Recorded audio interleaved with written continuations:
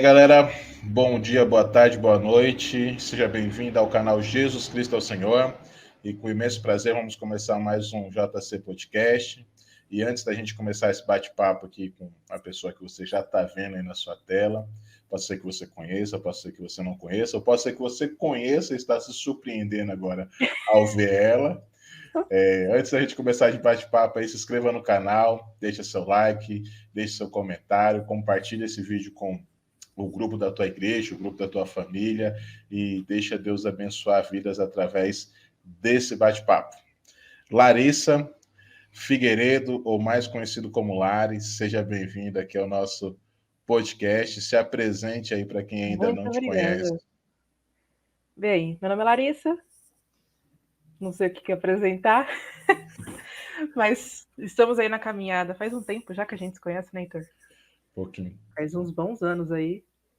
Estamos aí numa caminhada. Tenho 26 anos, sou formada em publicidade, trabalho mais ou menos na minha área.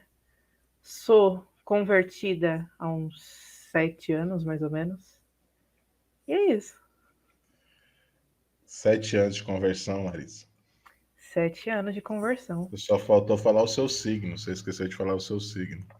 É Jesus Cristo. Oh, a astrologia diz que esse é o ano da vitória, hein? Oh, Deus, tô crendo nisso, viu? Tô esperando. Larissa, a gente tem um costume aqui nos nossos bate-papos de começar com algumas perguntas, ou com uma pergunta que é bem peculiar, né, para cristão. Eu me lembro, até contar um testemunho aqui, nem é um testemunho, quando eu era solteiro ainda, acho que eu tinha uns 14 anos, 14 para 15 anos, eu Faz um fui bom numa, tempo. eu fui numa festa de uma igreja pentecostal, com uns amigos meus, e a gente foi resolver se aproximar de umas meninas, né? E eu muito tímido, eu lembro que eu cheguei para mim e falei, não sabia o que falar, né? Eu perguntei para ela assim, você é batizada? E aí ela ficou sem entender e tal. Eu falei, você é batizado no Espírito Santo? Para piorar um pouco Ai, mais. eu tô imaginando o final já da história, meu Deus. Ela não falou nada, eu saí fora, fui embora ali. O pior é que É tinha um testemunha. ótimo, é um ótimo. O É pior é que tinha maneiras de. testemunha.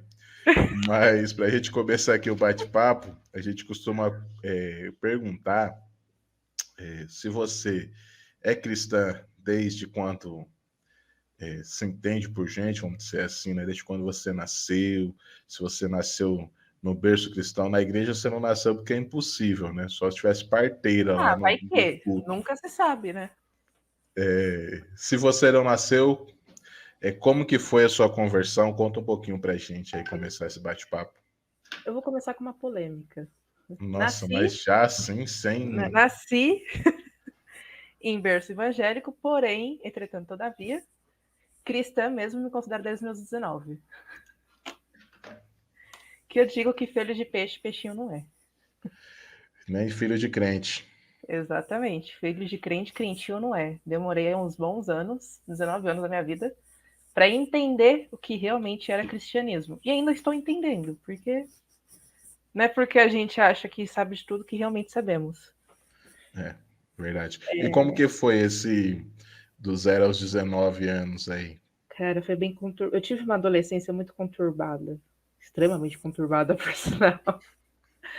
Tem coisas que meus pais nem sabem, espero que eles não vão ficar sabendo. Espero que eles nem vejam isso daqui.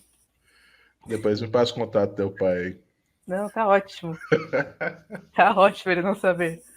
Mas começou muito cedo. As minhas. Assim, como eu fui criada em berço evangélico, e sempre foi aquela coisa de doutrina, de guardar coisas, de não sei o quê. Então, sempre cresci nesse meio. Não tinha muito contato com pessoas que não eram cristãs, porque minha família praticamente toda é. Uhum. E aí, quando eu cheguei lá para os meus 11, 12 anos, que eu comecei a ter uma noção que nem todo mundo era crente. Ou que nem todo mundo seguia aquela doutrina, né, que é a igreja que eu vou até hoje. Uhum. E aí comecei a fazer uns questionamentos, só que estava muito nova ainda para entender alguma coisa ou para querer buscar alguma coisa. E aí acho que meus 14, 13, 14 anos, comecei a namorar. Não era da igreja, menino. É bem... Às vezes é um pouco clichê até, de meninas que são da igreja, começam a namorar um menino que não é. E aí, quando começou toda uma polêmica na minha vida, que aí foi quando eu me iludi muito por ele, perdi minha virgindade por ele, aí foi a primeira vez que eu peguei banco na igreja, porque tava ali na frente, tipo, já era batizado, por mais que só tinha 14 anos. E aí foi quando começou um processo, né? Porque a partir daquele momento eu comecei a enxergar Deus como um Deus que pune. E que... O Deus carrasco que todo mundo o Deus conhece. carrasco. E que assim, eu tava recebendo a minha punição, tava sendo disciplinada na igreja. Só que depois disso só piorou. Foi quando eu conheci outras pessoas, foi quando eu comecei a beber, comecei a fazer muitas coisas. Só que tem uma coisa, né? Eu não tinha saído da igreja. Eu era da igreja. Eu era conhecida pela minha família como uma menina crente. Eu era conhecida pelos irmãos da igreja como uma menina que era exemplo, porque era filha de consagrados. Então, teve aí um coisa quando eu falo de filho de crente. Crente eu não é, porque tecnicamente eu era crente, mas não era. Você era convencida, mas Era, não era tava lá. convertida. Às vezes chorava no culto, dava aquela coisa aqui assim, mas seguia a vida depois. Saiu da igreja, vida que segue. E aí, nos meus 18, mais ou menos 18, 19 anos, tive meu último relacionamento, que até hoje não tive mais nenhum. E aí, foi um relacionamento extremamente conturbado. A diferença é que ele era da igreja, não da mesma caminha, mas ele era.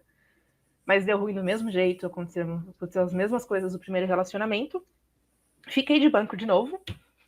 Caramba. Que nessa época eu era líder de jovens, então era aquilo, né? Tipo, muito fervorosa na igreja, porém não tão convertida assim, né? E aí passei pelo mesmo processo, só que foi um processo bem mais doloroso que quando eu tinha 14 anos. Porque a minha mente já era outra, as coisas já eram outros, questionamentos tinham aumentado. E as pessoas da igreja ficaram sabendo, e aquilo me chateou muito, e me julgaram muito. Teve a parte de disciplina, e foi um negócio assim de... Eu não conhecia o Deus amoroso. E nem o pai que corrige, não conhecia nem essa parte do relacionamento. Uhum. Sabia que existia, só que eu só conhecia a proibição. Tudo é pecado, você vai ser condenada. E vinha aquela ainda... eu não sei se outras pessoas já passaram por isso, já conversei com pessoas que já passou por isso. Por eu não ser mais virgem, tinha a coisa assim, de você não casar mais virgem, e isso demorei uns bons anos, que isso daí eu só fui superar mesmo depois dos meus 20 e poucos anos. E aí, quando eu fiquei de banco a última vez, eu fiz uma oração diferente. Naquele momento, alguma coisa mudou na minha vida. Eu falei assim, Deus, não tá rolando. Tem alguma coisa errada. E aí, eu falei pra ele, eu preciso de alguma coisa diferente. Eu preciso que algo aconteça. Se você puder, tipo, orando pra Deus, tipo, se você puder, me apresenta pessoas diferentes. Eu preciso conhecer alguma coisa diferente, porque eu acho que a religião não é isso. Eu sei que não é isso. Uhum. E foi quando eu conheci uma galerinha que foi muito, muito louco, porque isso foi final do ano que eu fiz essa oração. Eu passei um ano novo, um Natal, assim, péssimo, porque toda a minha família sabia o que tinha acontecido. Foi, acho que, o pior ano. Eu fui muito humilhada, fui muito exposta, então tava passando por coisas assim que... E o banco, a disciplina que deveria tratar e ensinar, não tratava e ensinava. Ela mais te machucava, né? E aí foi quando... O primeiro culto de janeiro que teve do ano, com uma outra igreja, na minha igreja, conheci uma galera meio diferente. Eu já conhecia, mas reencontrei.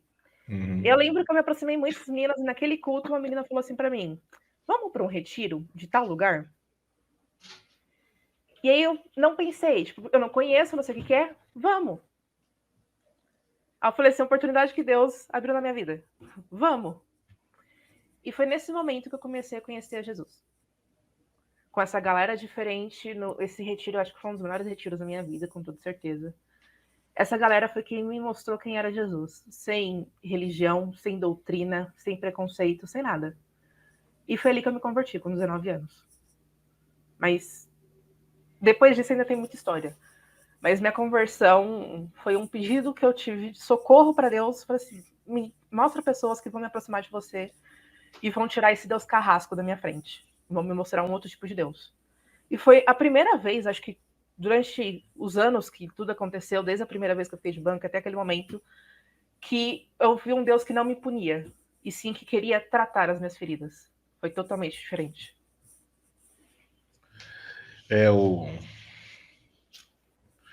O banco é um negócio sério, né? Eu tenho umas questões com disciplina, né? Acho que para alguns pastores, para algumas igrejas, colocar de banca é mais fácil do que você tratar o pecado da pessoa. Na verdade, de maneira estatutária aí, na maioria das igrejas que tem esse procedimento, é uma ideia de tratamento, né? Porque quando a gente olha para o Davi, quando ele peca lá, quando ele comete o adultério com Betseba, né? Deus não coloca ele de banco, né? Mas Deus trata o pecado dele, né? Eu acho que essa é a ideia principal da disciplina, tratar o pecado, né? Que aí a gente vai para o Salmo 51, a gente vai ver Davi reconhecendo o pecado, reconhecendo as falhas e reconhecendo da onde vinha a purificação, né? Tipo, daquele pecado. E aí vem para o verso, acho que é verso 10, se eu não me engano, que é o ápice do Salmo 51, quando ele fala assim: cria em mim um coração puro, né? Ele fala: Senhor, ó, eu pequei contra ti, vacilei, pisei na bola, mas cria em mim um coração puro e que eu não cometa mais isso. E para ele não cometer isso, ele finaliza o versículo falando assim: cria em mim um coração puro e um espírito estável, né? Algumas traduções vai trazer inabalável. E eu acho que essa seria a ideia principal da disciplina, né?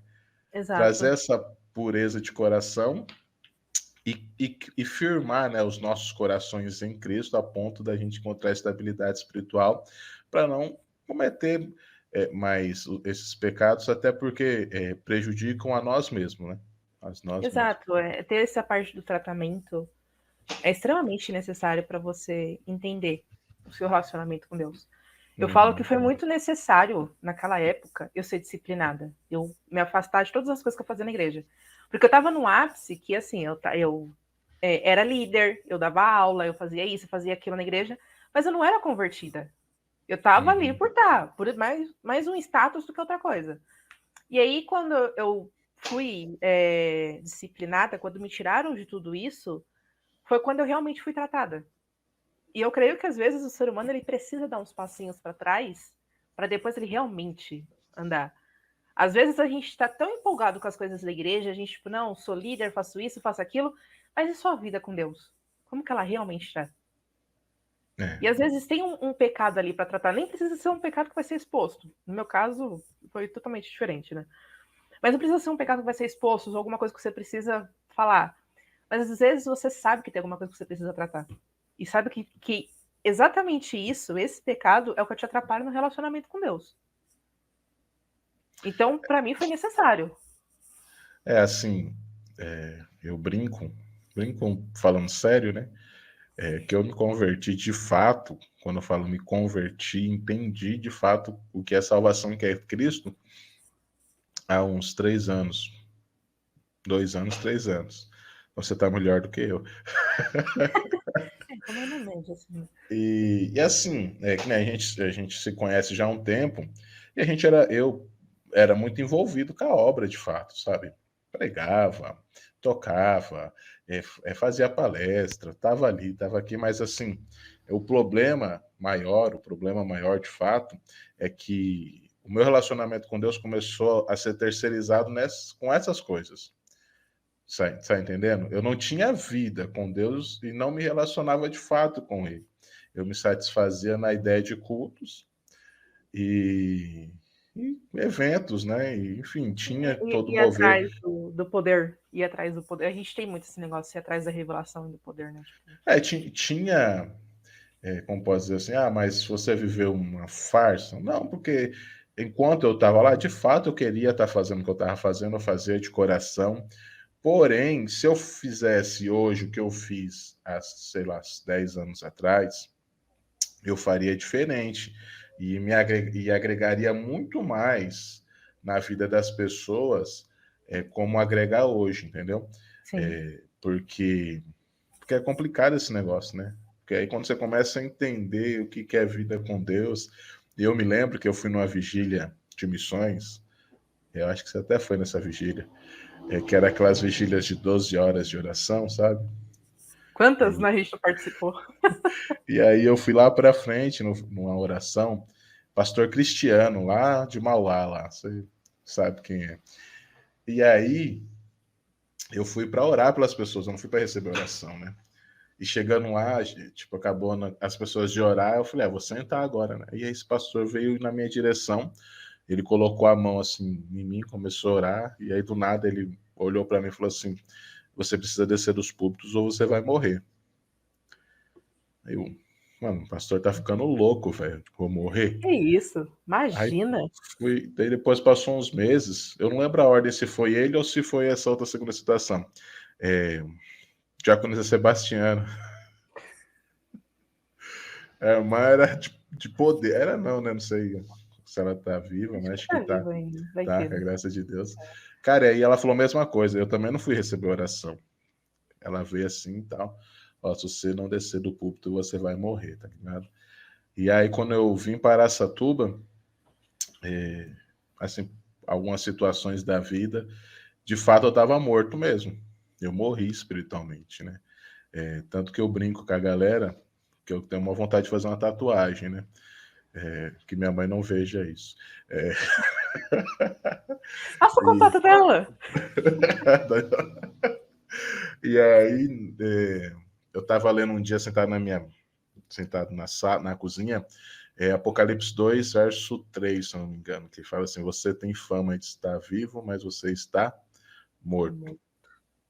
Nossa, quando eu vi isso, eu chorava, soluçava que nem criancinha. E isso mudou de fato a minha vida, né? Porque aí eu falo assim que eu estava perdido na igreja. Sabe, o filho mais velho? Não sei se a sua situação era parecida. Não, é basicamente isso. Assim, eu acho um pouco pesado isso, mas eu era famoso crente esquenta-banco. Eu ia. Tava lá. Sabia os 10 mandamentos de cor. Sabia o Salmo 23 de cor. Mas, e aí a gente vai agora, um pouco, é uma das passagens que eu mais gosto, o Sermão do Monte. Até onde você está cumprindo a lei só para se mostrar ou por obrigação? E até onde é de coração? Porque é mais do que você cumprir a lei, é o significado dela, o porquê ela tá ali. O porquê você tá fazendo. Então, realmente, tipo, eu fazia as coisas, eu cumpria os mandamentos. Beleza. Eu tava lá, todo sábado, todo domingo, toda quarta-feira, ia pro Jardim de Oração, dia de terça. Eu era mini irmã do Coque ali. Tava lá no meio das irmãs. Só que até onde aquilo era real, sabe? E quando eu me deparei com isso, até hoje, na verdade, quando eu me deparo com isso, eu fico extremamente constrangida. Porque por mais que a gente, naquela época, eu tava muito, muito ruim. Só que eu vivi coisas muito boas com Deus. Ele nunca, tipo, não vou mais fazer isso com você, não vou mais ter você como filha porque você não tá fazendo o que eu quero. Nunca. E mesmo nesse período que eu mais errei na vida, tipo, eu continuo errando porque ninguém é perfeito. Eu falo pros adolescentes que no dia que você não pecar mais, você chegou pra glória, chegou sua morte. É fato. Mesmo naquela época que eu tava assim muito, tava em cima do muro, meio a meio ali, Deus ele me usou. Deus ele falou comigo, Deus ele me curou. Eu tinha um coisa aí. Então, era muito louco. Porque eu vivia muito pela graça. Não, mas Deus perdoa.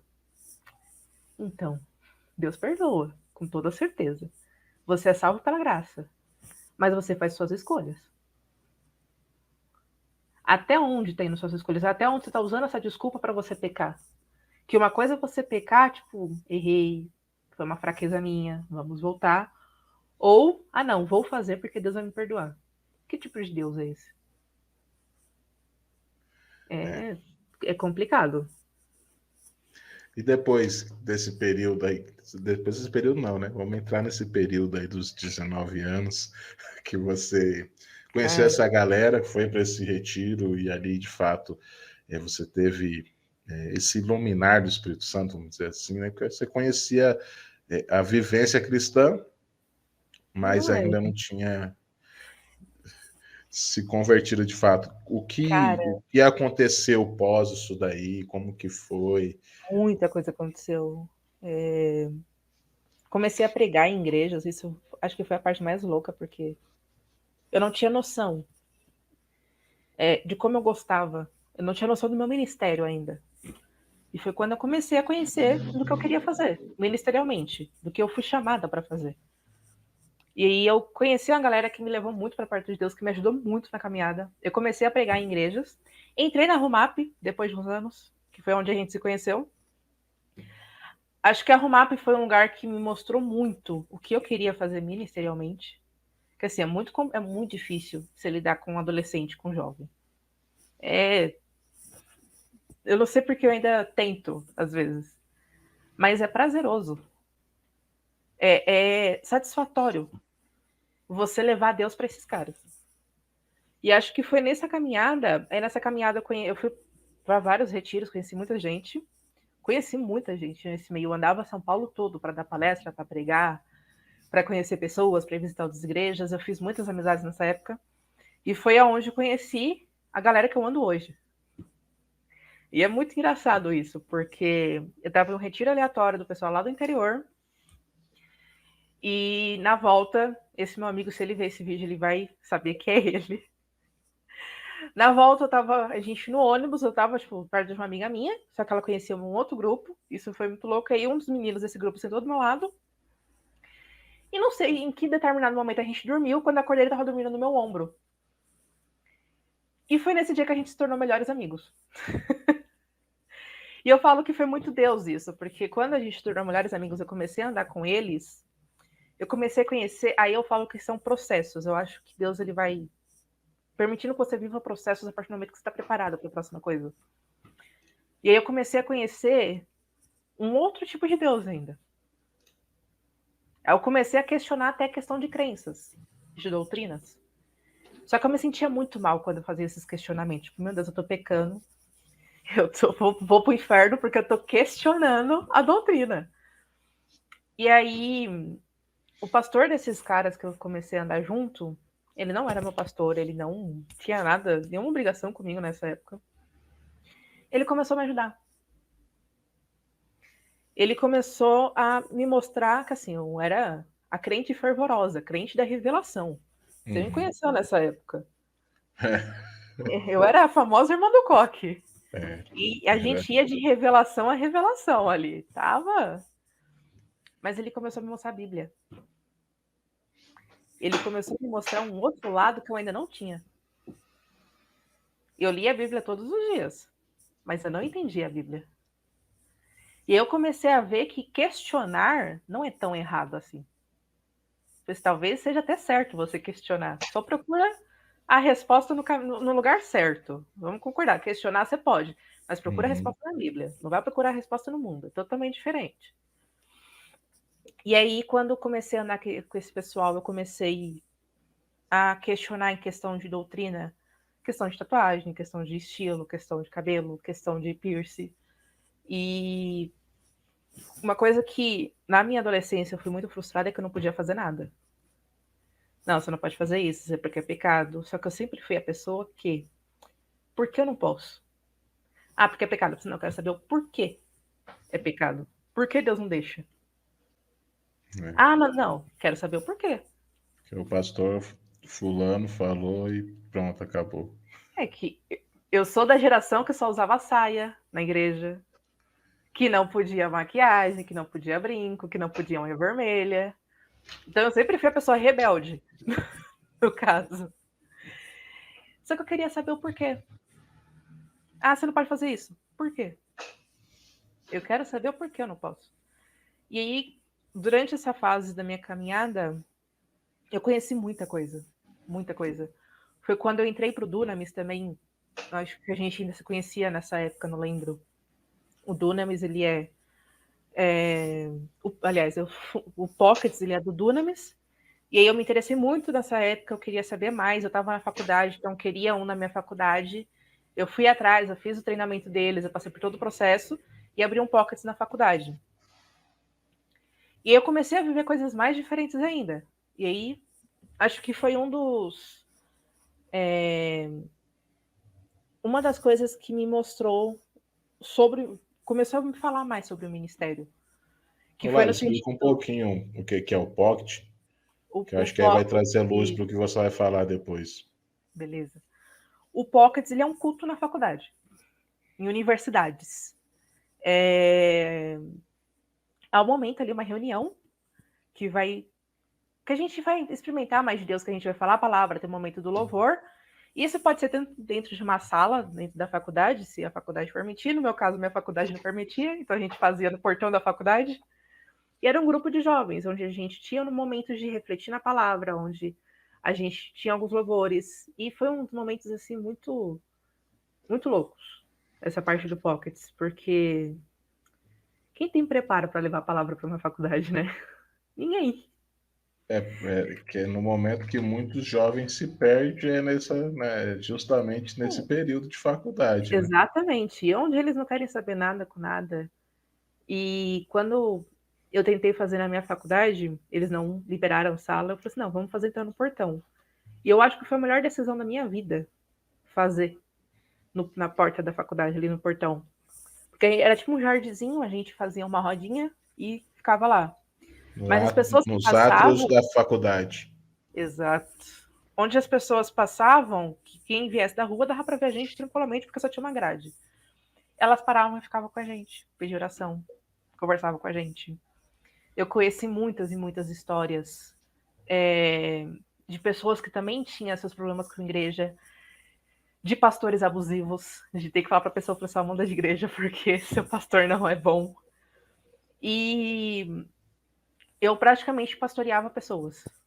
E isso foi muito pesado porque, caramba, não tinha essa idade para pastorear pessoas. Eu queria ser pastoreada, eu estava perdida também. Mas a gente teve muitos momentos ali. Hoje eu não faço mais parte do Pocas, já terminei a faculdade faz uns anos, mas ele está vivo até hoje. É uma das coisas que eu tenho Glória a muito Deus. orgulho de falar aqui. Ele está lá até hoje com outro líder, com muitos e muitos jovens hoje, está até maior do que estava na época. E é muito orgulho falar que está lá até hoje e valeu muito a pena. 1 ano e meio que eu fiquei ali louca, querendo surtar muitas vezes, mas valeu muito a pena você falar de Jesus. Eu não levava curas, sinais e maravilhas. Não, eu levava Jesus. E aí, voltando a essa questão do ministério, foi ali que eu acho que descobri a parte do ministério. Porque, tipo, indo para as partes dos questionamentos, eu queria saber porque eu não podia fazer. Ou comecei a pensar, mas é realmente pecado? E na minha adolescência eu fui muito presa. Eu não culpo tanto meus pais porque é a cultura dos meus pais nesse sentido, né? Mas eu fui muito presa, eu fui muito restrita a muitas coisas. E aí, quando eu conheci realmente Jesus, conheci essa liberdade em Jesus de poder ser quem eu realmente sou, eu queria mostrar isso para as pessoas. Mas principalmente para adolescente e jovem, que é quando eles saem da igreja. E eu quase fui uma dessas, eu quase saí da igreja. E não que a igreja seja o fator hoje, mas é mais Jesus. Eu tinha essa vontade muito de ter a liberdade. Eu conhecia a liberdade fora da igreja. Eu conheci o que as pessoas do mundo vivem. Mas não satisfaz. Muito pelo contrário, te deixa mais depressivo. Tenho traumas e traumas que eu ainda estou tratando em terapias hoje. Pelas coisas que eu vivi lá na adolescência. E já faz uns bons anos, já faz 10 anos. E aí foi quando eu percebi que eu queria mostrar para essas pessoas quem é o Jesus de verdade. De virar para essas pessoas e falar assim, não tem essa condenação. Não, você não precisa se sentir mal por ser assim. Não, você não precisa se sentir mal porque você tatuagem, você não pode ir na igreja. Eu queria mostrar para essas pessoas, eu ainda quero mostrar para essas pessoas, eu quero mostrar para essa galera quem é esse Jesus de verdade. Quem é o Jesus que te aceita e ele vai te tratar, independente do que está acontecendo. E aí entrou muitas questões, mas aí eu comecei a fazer. Eu era muito ativa na igreja, questão de palestra, pregação, dava aula, fazia isso e aquilo. E eu comecei a perceber um pouquinho do ego. que tem o ser humano, acho que o grande problema do ser humano é o ego. Não pode ser muito alimentado, que tá ali, né? É. E aí foi quando eu falei assim, Deus, será que preciso sair desse meio? Preciso parar de ir para outras igrejas pregar e tal? Só que eu não tinha essa coragem, né? Eu falo, uma das coisas que é mais difícil para mim é falar não. Eu não sei falar não. Eu não sei recusar algumas coisas. E aí foi muito engraçado que quando eu mudei de igreja, aí eu saí da igreja que eu nasci, cresci, fui para onde eu tô hoje, só que é a mesma denominação. Eu não cheguei trabalhando. Eu fui sentar e fiquei ali. E foi, acho que está sendo até hoje um dos períodos mais importantes da minha vida. Hoje, as pessoas, acho que tem algumas pessoas que caminharam comigo no passado que acho que ou mudei muito, ou não tô mais na igreja, ou desconverti. Porque eu não sou mais aquela pessoa que vai pregar em todas as igrejas. Eu não tô dando palestra em várias igrejas, eu não tô rodando São Paulo para fazer isso.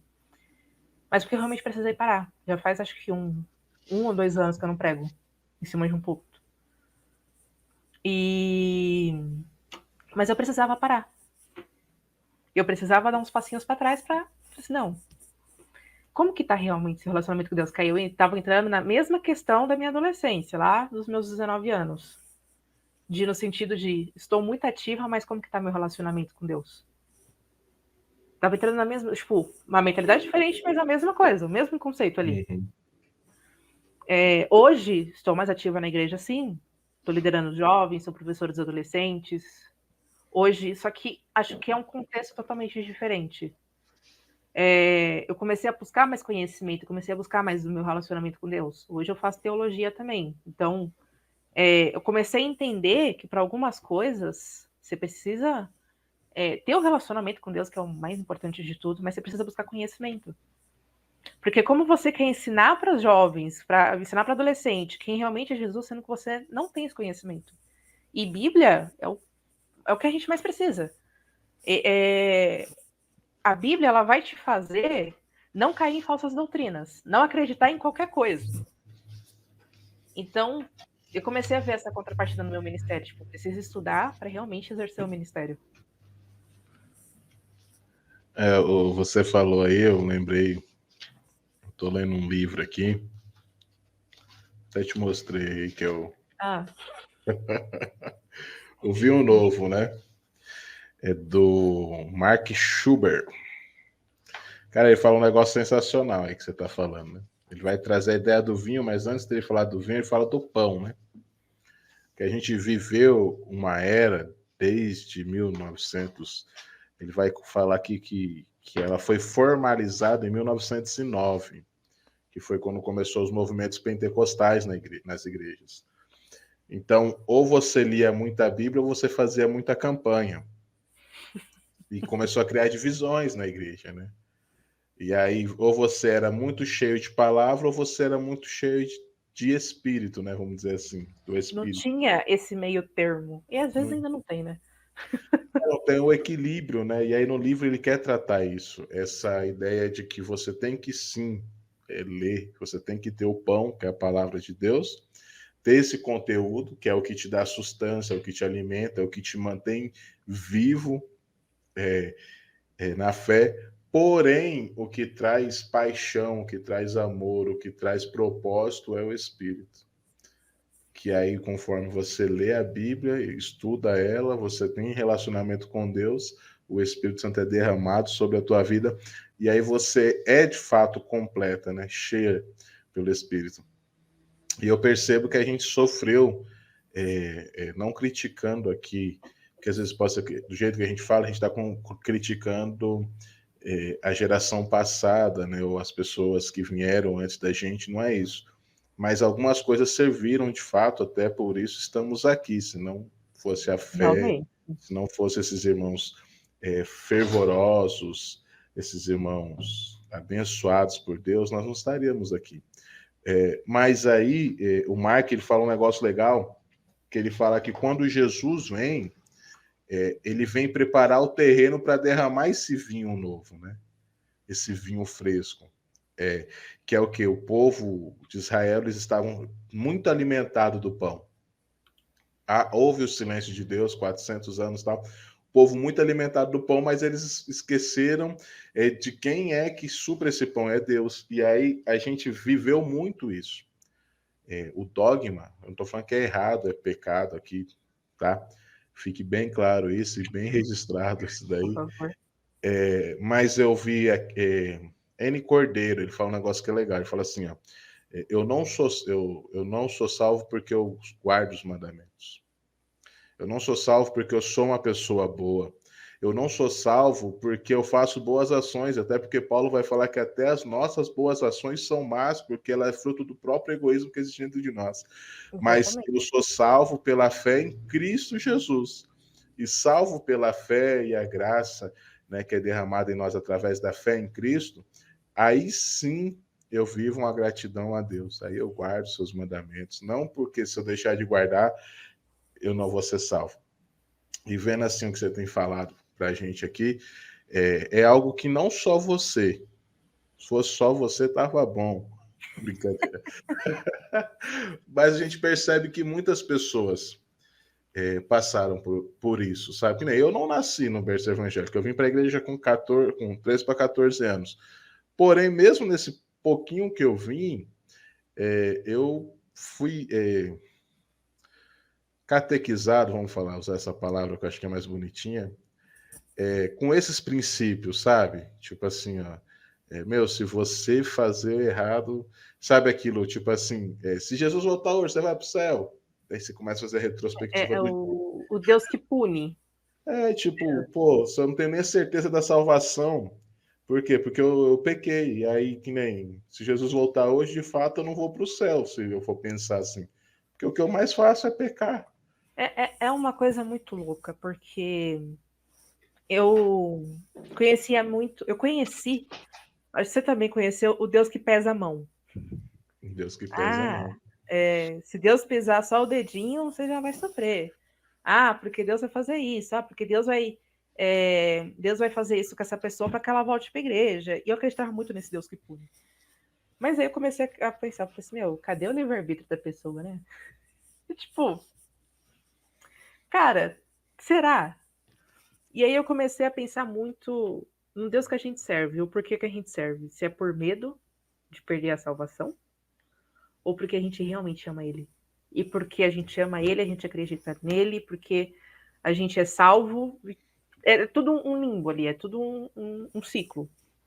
E aí, por quê? E que Deus é esse? Que eu tenho medo de ser punida por ele porque eu não tô cumprindo uma parte da lei dele. Ou porque eu desobedeci ele. E aí vi muito essa punição. Porque a pessoa, ela tá tendo uma doença, porque ela tá sendo punida por Deus. Não sei o quê. Cara, existe coisas Colocaram um que monte eu de acho. coisa na conta de Deus, nem era de Deus, né? Exatamente. Porque ela teve um câncer, porque Deus está tratando tal coisa nela. Existe coisa que é genética. Existe coisa que é saúde. Hoje eu tenho pressão alta. A culpa é minha. Não, foi Deus que me deu a pressão alta. Muito McDonald's. Exato. Nossa. E aí, hoje meu joelho é muito podre. Não, porque foi Deus que coisou meu joelho. Entendeu? Não, porque Deus está pesando a mão para você voltar para a igreja. Cara, Deus te deu o livre-arbítrio. Ele quer que você seja salvo? Com toda certeza, Deus quer que você seja salvo. Sim. Mas ele quer que você venha livre espontânea vontade também. Ele não vai te forçar a fazer uma coisa. Que tipo de Deus é esse? Mas tem a consequência. Não, a consequência que deu não é que Deus está te punindo. É a consequência do que você fez. Sim. Você fez caca? Você tá pagando o que você fez. A pessoa foi presa e Deus querendo tratá-la dentro da cadeia. Meu amor. Vamos conversar sobre uma coisa. Ela foi presa porque ela fez alguma coisa errada. O Paulo vai falar, né? Paulo fala em Efésios 2:8, né? Vocês são salvos pela graça mediante a fé. O único papel nosso é ter fé, no caso. É o único papel não nosso. Não pode fazer nada para ser salvo, sabe? Mas porque a gente é salvo, a gente faz. Eu falo muito para os adolescentes. Eu falo assim, vocês conseguem se salvar? Não. Vocês vão ser um dia perfeitos? Na glória. Ou quando morrer. Tamo aí, né? Mas o que eu vou fazer? Você vai crer. E porque você é salvo, você conhece o amor de Cristo. Porque, cara, pra mim a coisa mais louca da vida é o cristianismo. É você estar seguindo Jesus, é a coisa mais louca, porque você está escolhendo seguir uma pessoa que não tem todos os parafusos aí. Porque se você olha para as outras religiões, Jesus foi o único cara louco que ele topou. Eu falei assim, gente, Jesus, ele veio. Ele deixou sua glória, ele deixou sua riqueza. Ele tinha anjos para adorar ele lá em cima. Não, mas ele veio para cá, nasceu de uma mulher, passou todo o processo do nascimento, infância, não sei o quê. Passou o ministério dele, teve que ensinar 12 caras muito cabeça dura, e nem todos ainda eram lá aquelas coisas. Um deles ainda traiu ele, o outro era estressado, o outro queria sentar do lado direito. Então, eram 12 caras um pouco complicados de lidar. Teve que enfrentar uns caras que duvidavam dele.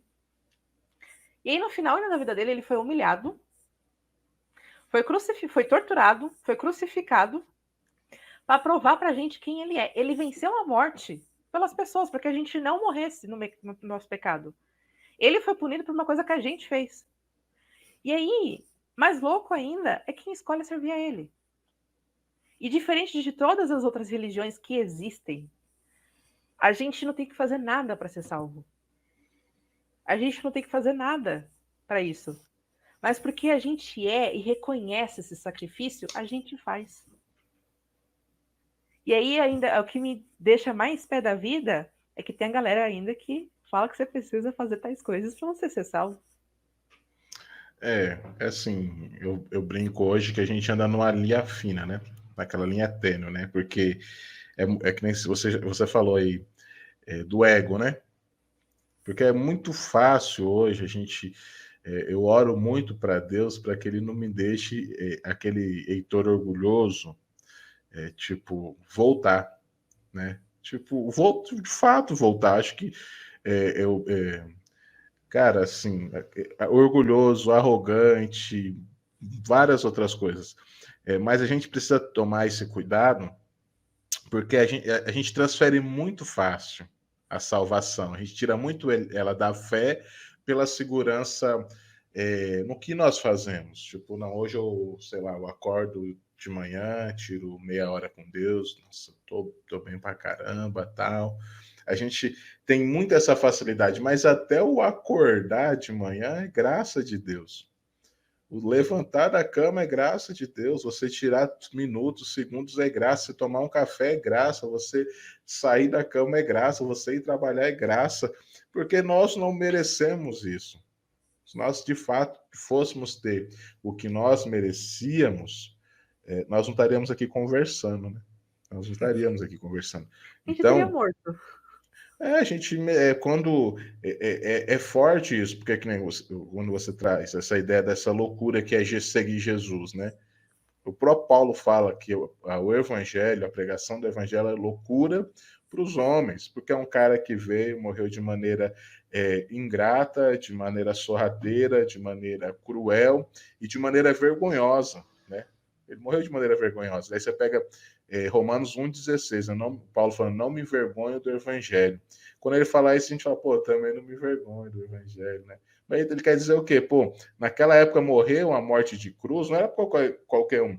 Como que um Deus morre como um cara crucificado, né? E aí a gente vê todas as cartas paulinas e Paulo trazendo essa ideia que Cristo abriu mão da sua glória, veio, tal, tal. Por quê? Por graça. Por Muito, graça. cara. É graça. Se não for graça, meu querido, a gente tem uma forma, né? John Piper fala isso no livro dele, 50 razões porque Jesus morreu e nos salvou. Agora eu não lembro, mas alguma coisa, 50 razões porque é paixão de Cristo, 50 razões porque Jesus morreu e sofreu. E ele fala assim, ó, só existe uma forma da gente ser salvo, de nós nos salvarmos. Nós irmos ao céu, sermos adorados como Deus, vir, abrir mão daquilo, morrer por alguns justos, embora Jesus morreu por todos, por toda a humanidade, morrer por algumas pessoas e através da nossa morte dar salvação a essas pessoas. Aí ele resume falando, não tem como a gente se salvar. Não tem como. Não tem Eu graça. brinco com o pessoal, brinco muito com o pessoal, mas eu fico chateada que eu descobri que não dá para eu pagar uma penitenciazinha, não dá para dar um dinheirinho para ganhar um lugar no céu. Fico chateada com isso. Porque já tava tudo bem. Dava um dinheirinho aí, vendia a casa, ia lá. Mas não tem. Falei assim, pô, não dá A nem pra Igreja barganhar com Católica o meu. trouxe a ideia aí bem forte pra gente, né, cara? Algumas igrejas evangélicas ainda acreditam nisso, né? Não, mas é herança, né? A própria ideia que você falou e que você questionava muito. A gente aprendeu a não questionar, né? Mas isso é uma herança do catolicismo Sim. romano, Se mesmo você aquele. questionar, você tá errado. Se você questionar, você tá errado. E aí, por isso que eu falo a importância de você não só ler. É bem clichê essa parte, né? Você não só ler, mas você entender a Bíblia. Mas porque eu vejo muitas pessoas, principalmente as pessoas que são enganadas hoje por N pastores, por N igrejas aí, em questão de dinheiro, em questão de cura, em questão de várias coisas que prometem, né, a glória, é falta de conhecimento na palavra. É. Porque se você lê e conhece a Bíblia, você entende aquilo que você está lendo, você não vai ser enganado a esse nível.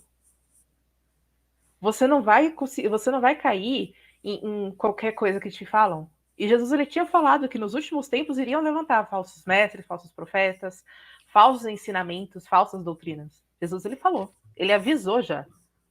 Mas as pessoas, elas realmente. Porque hoje é mais fácil, principalmente no Brasil, a gente ter uma liberdade de expressão.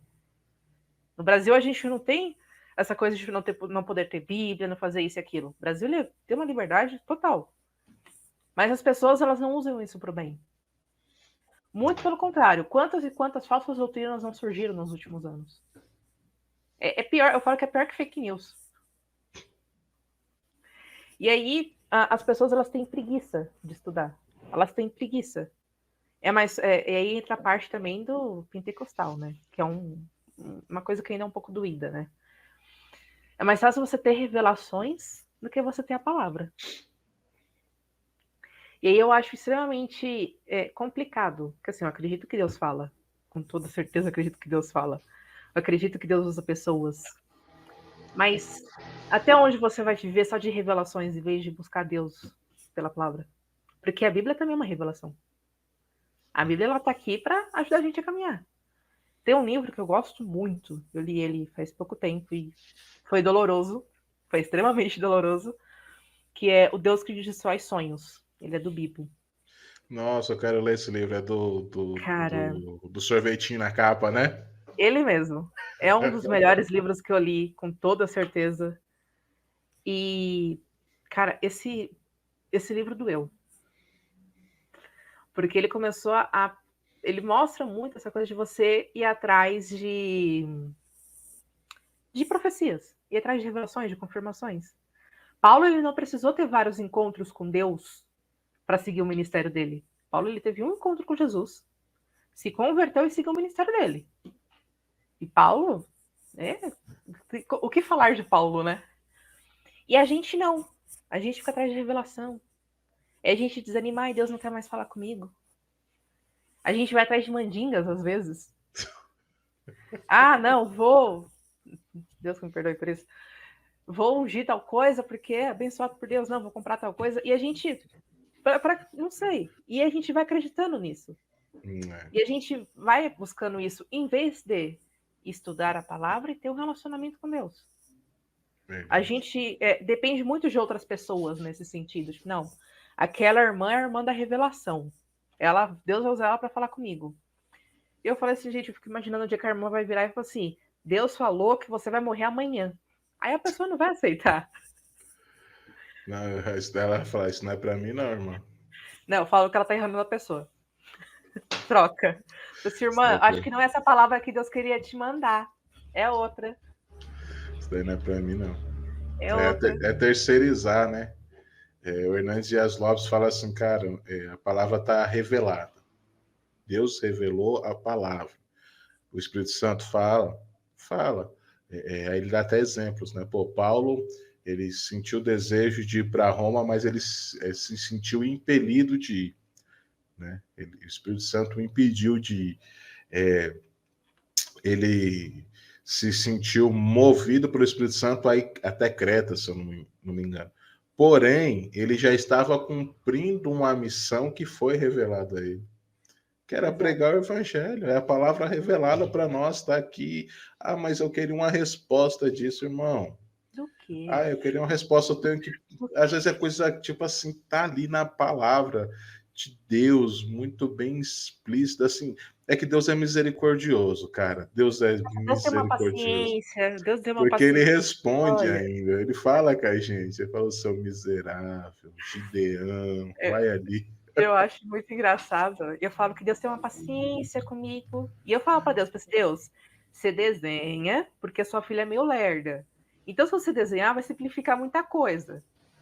E aí eu não estava gostando do serviço que eu estava extremamente frustrada no serviço, queria sair, queria fazer outra coisa, só que aí eu tenho outros planos, né? Tipo, e aí eu falei assim, mas se eu sair do serviço agora, eu não vou conseguir fazer esse daqui, mas eu não quero ficar nesse serviço. E tava assim numa crise.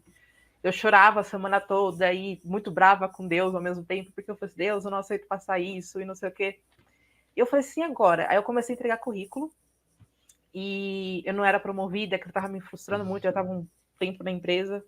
E eu sabia que eu podia ser promovida, porque todos os meus feedbacks eram tipo, não, você tá muito bom, seu nível é tal, tá, mas seu meu nível é tal, porque eu ainda sou nesse nível e ganho isso daqui desse nível. Tem alguma coisa errada. E aí eu falei assim, Deus, e aí? O que é para eu fazer? E não sei o quê. E eu fiz entrevistas, e aí eu fiz uma entrevista numa empresa que eu queria muito passar. Nossa, o VR era mais de 10 reais a mais do que eu ganhava. O salário ia aumentar não sei quanto, e não sei o quê. Eu falei assim, nossa, Deus, eu quero muito passar nessa empresa, não sei o quê. A entrevista foi maravilhosa. Nossa, eu nunca tive uma entrevista tão boa na minha vida. E aí, passou uma semana assim, eu falei assim, estou sentindo que eu não passei. E aí o pessoal que sabia da entrevista, não, você vai passar, deu tudo certo pra você. Eu falei assim, tá achando que nem é isso que Deus quer? E aí, eu falo que eu faço umas orações muito perigosas, né? Eu falei assim, Deus, eu quero muito, muito. Mas seja feita a sua vontade. É, Essa parte até falei mais baixinho pra ver se, né? E é bem aí, que ele conhece nosso coração. nossa, não dá nem pra esconder. E eu falei assim, ai, não era pra eu ter feito essa oração. E aí, assim, eu já sabia, Deus já tinha falado comigo, mas eu queria um pouco mais, sabe? Eu lembro que foi numa quinta, 4, 5 horas da tarde, eu recebi o e-mail devolutivo dessa entrevista e eu não passei. Eu falei assim, ai, Deus sabe de tudo, né? Triste, mas eu falei assim, não, tamo aí, né? No dia seguinte, na sexta-feira, 10 horas da manhã, eu fui promovida. Caramba! Aí eu, ai, entendi. Assim, eu falei assim, Deus deve estar lá em cima, aham, você entendeu, né? Mas Agora, Deus, tipo, agora você entendeu? não foi, tipo, uma resposta que Deus deu. Já tinha sido 10. Eu já sabia. Já tinha lido a Bíblia, já tinha orado, já tinha ouvido palavra na igreja. Eu falei assim, não, mas vai que realmente eu escutei errado. É bem, a esperança é a última que morre, né? Vai que Deus muda de Exatamente. ideia. E quando aconteceu tudo, eu falei assim, é Deus. É realmente, né? Ô, Larissa, e nesse período aí de pocket e tal, cuidando de pastoreando, né? Desenvolvendo o ministério, teve alguma experiência que marcou, alguma coisa que ficou assim que você carrega até hoje? Cara, acho que é uma coisa que eu sempre vou pensar é o olhar das pessoas de fora para a igreja. Uma coisa que grita muito no meu coração. É como a igreja se mostra para o mundo. É uma ferida, na verdade, que eu tenho, né? Uhum. Porque é muito difícil você chamar alguém para vir para a igreja. Eu tenho uma mega dificuldade. Eu tenho muitos amigos que não são na igreja. Faço amizade muito fácil com as pessoas. Mas falar de igreja ou falar de Cristo é um machucado muito grande das pessoas.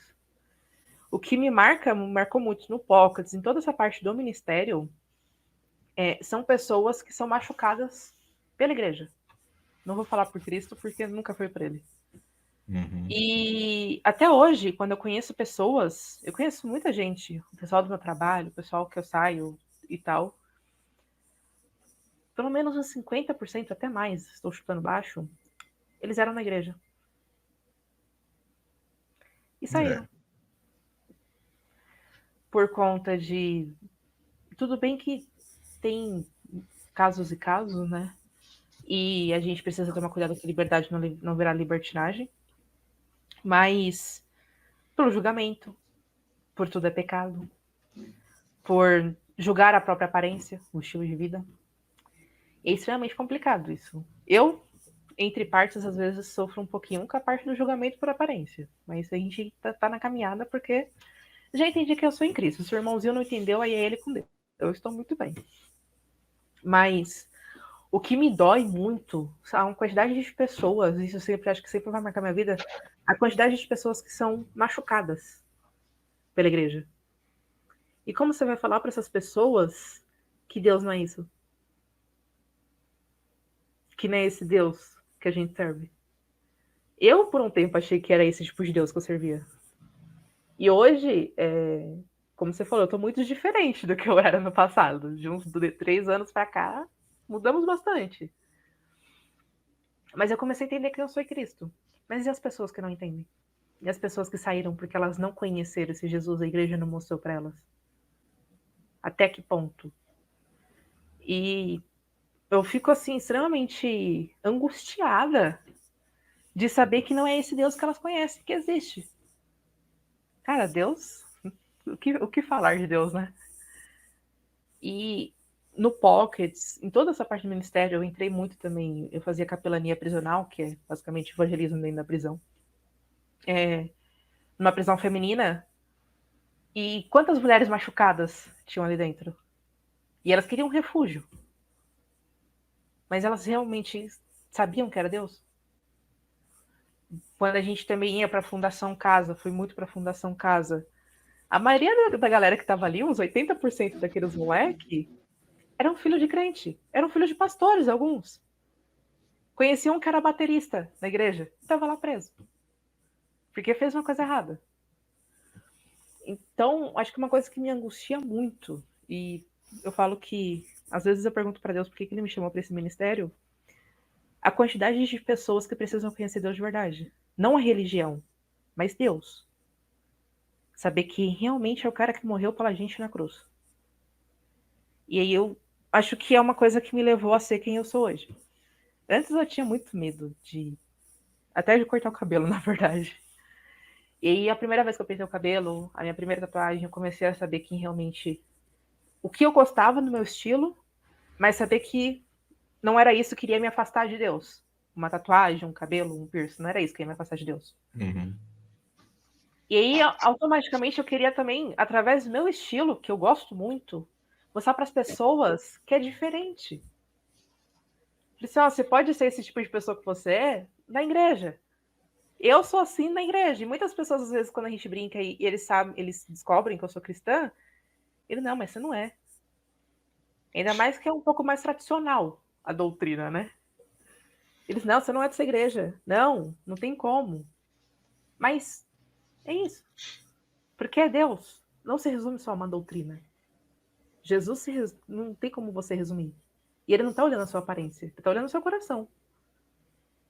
Então, acho que no meu ministério, o que me marca muito, a época do Pocket, tudo isso que a gente passou, é realmente o olhar das pessoas, o que Deus elas conheceram. E quão magoadas elas são com Deus, sendo que a culpa nem é de Deus. Você acredita que tem que pensar para fazer a pergunta, né? Para não falar besteira, né?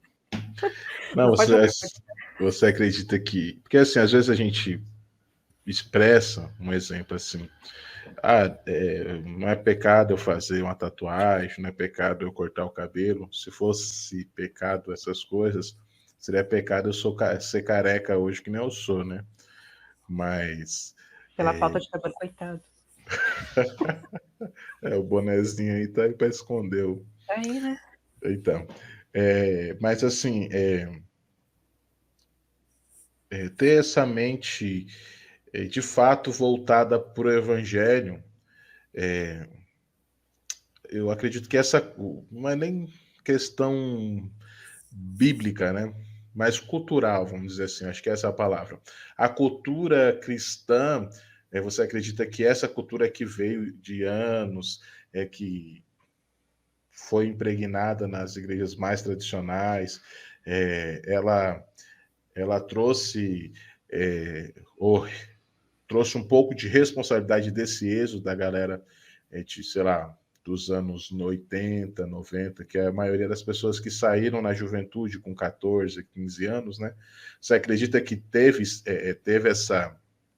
essa participação, e só deixar bem claro aqui, que às vezes até as pessoas que faziam esses julgamentos, vamos dizer assim, pô, você não pode, sei lá, usar um boné, você não pode cortar o cabelo curto, você não pode usar uma maquiagem, porque eles entendiam que de fato isso é pecado, não é que eles estavam torcendo para que essas pessoas saíssem da igreja, né? Deixar bem Eles foram claro isso. ensinados assim também, né? É a Sim, eu geração. acho que é essa questão da ignorância. E assim, hoje a gente vive esse negócio um pouco mais. Alguns vão dizer que é mais livre, mais liberto, ou mais aberto, mas vamos dizer que agora a gente vive uma questão mais contextualizada e mais compreensível, porque hoje a informação chega muito fácil, né? Exato. Hoje você faz uma faculdade de teologia sentado na sua sala, se você quiser. Né? Hoje você consegue estudar a Bíblia, hoje você tem acesso a conteúdos muito mais fácil. Né? Então, você acredita que essa ideia hoje, que está sendo disseminada, vamos dizer assim, de esse Cristo que de fato nos ama, também nos corrige, né? Que Hebreus vai falar, Hebreus 12, que o Exato. E pai que necessária a ama. correção, né? Sim, porque às vezes a gente fala, pô, o cara é só amor, daqui a pouquinho vai achar que a gente está. Mas enfim, deixa pra lá. Nossa, né? Você acredita que hoje o evangelho está mais fácil, vamos dizer assim, para ser transmitido ou não? Não. Principalmente depois de muitas questões políticas que rolou no último ano, Uhum. a gente viu que não tá fácil de ser transmitido o evangelho, mas tecnicamente era para ser mais fácil transmitir o evangelho, mas acho que hoje começou a ficar mais complicado, porque e é uma coisa que é um pouco é difícil falar isso, eu sei que algumas pessoas não concordam, mas quem mais propaga intolerância religiosa é o crente. Quem mais julga nas redes sociais e condena é o crente. Cara, eu não tenho coragem, e é uma coisa que me dói, de levar um homossexual na minha igreja. Porque eu não sei como que ele seria recebido. A pessoa que condena aborto, esses negócios, tipo, a gente sabe que é certo e errado, isso daí eu tenho plena certeza. Mas as pessoas que mais são preconceituosas ainda é o crente. Hoje deveria ser mais fácil, não todas as igrejas são assim. Hoje deveria ser realmente mais fácil, por conta da internet. Mas parece que não é. Hoje está sendo mais fácil você ser preconceituoso. Às vezes tem uns comentários que eu leio em vídeos, que eu leio em posts na internet, que eu fico assim, Senhor, eu não vou, só não vou pedir para consumir, que eu acho que é errado. Vai dar uns tapas, nem custa. Descer um meteoro assim do céu e consumir só aquela pessoa. E você vai vendo as pessoas julgando umas outras, tacando hate, como o pessoal fala, né? Muito estranho falar essa palavra. Mas julgando, condenando as pessoas pelos seus pecados. E sendo que não. Por que você não usa a internet para falar sobre Jesus? Acho que hoje deveria ser muito mais fácil, até a gente tem quebrado, a minha geração, barra geração que tá vindo depois de mim, tá quebrando muita coisa de cultura, muita cultura dentro da igreja. Mas o quanto que a geração antes de mim não sofreu, até minha geração, na verdade. O que ela não passou, e muitos não estão na igreja por conta disso, pra gente chegar até aqui. E aí essa geração que tá vindo depois de mim, são eles que vão realmente falar do evangelho. São eles que realmente vão conseguir mostrar para o mundo quem é Deus. Só que o que eles não estão passando para isso também? Então, hoje eu acho que deveria ser muito mais fácil você, na técnica, né? Você falar sobre o evangelho, você apresentar Jesus. Mas eu acho que a igreja precisa aprender muito sobre a sociedade. A igreja precisa aprender muito sobre questões sociais. A igreja precisa aprender muito sobre empatia. Parar de condenar as pessoas pelos erros dela, pelo pecado dela, e começar a entender por que Jesus chamou a igreja, para tratar essas pessoas.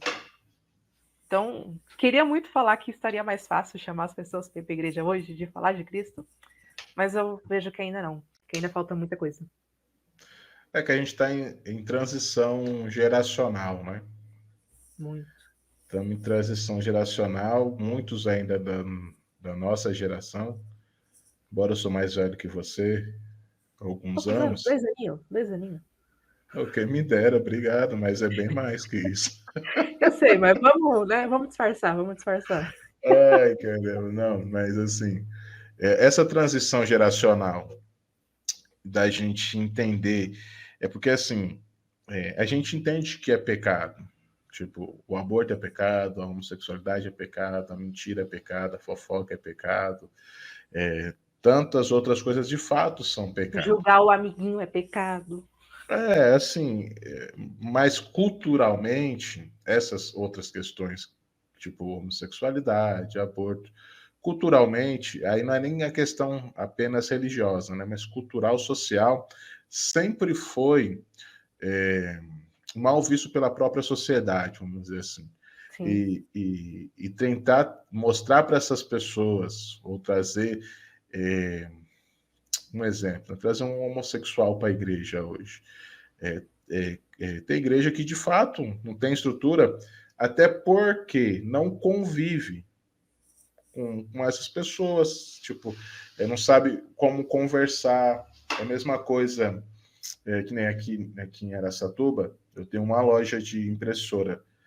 E a minha esposa fala que eu abro a loja para ficar batendo papo com o povo, né? Não duvido, eu acredito na Não, Débora. eu abro para bater papo com o povo. Tem gente que passa aqui para bater papo, tem gente que passa aqui para trazer limão para mim, para trazer pãozinho, para chamar para pescar, enfim. E tem um rapaz que ele vem aqui, o corpo dele é todo tatuado. E é engraçado que toda vez ele vem aqui e fala que fez uma tatuagem nova, né? Fica até com medo de perguntar onde, às vezes. Não, nem pergunta, só deixa. Só Ele, deixa. fiz na bolacha do joelho, fiz na panturrilha, e ele gosta de me mostrar a tatuagem e tal. Só que assim, possa ser que na cultura religiosa ou no meio religioso que eu estou envolvido, eu levar uma pessoa. Não que eu estou fazendo distinção de pessoas, né? São todas pessoas, mas o gosto dessa pessoa pode ser mal compreendido. Você está Exato. entendendo? Pode ser mal compreendido. Por quê? Porque tem pessoas mais idosas, tem pessoas que ainda estão entendendo essa transição cultural, tem pessoas que ainda não entenderam nem o irmã de calça na igreja. Então a gente precisa Nossa. ter essa flexibilidade, porque querendo ou não, foi eles que nos trouxeram até aqui, né? Exatamente. Eu Foi eles que falo nos trouxeram até que. aqui. E assim, eu acho que eu penso dessa forma, posso estar errado. Bater de frente, às vezes, Não adianta, não. não adianta. Mas é fazer como o Paulo fez com a escravidão daquela época. A gente romper com a cultura de dentro para fora. Paulo não chegou para os escravos que se convertiam e falava assim: agora vocês vão abandonar os seus senhorios, fujam de lá. Né? Paulo fala assim: agora vocês vão servir com amor, com dedicação aos seus senhorios, assim como vocês serviriam a Cristo. E aí Paulo começa a minar, né? O Espírito Santo começa a minar a escravidão daquela época de dentro para fora, com ações Mas diferentes. é isso mesmo. Foi a geração passada, foi os irmãos, as irmãs do Coque, que oraram pela gente. Vale um adendo aqui que as irmãs do Coque cada dia mais estão em extinção. Realmente, tá começando a ficar Sinto muita complicado já, falta viu? delas.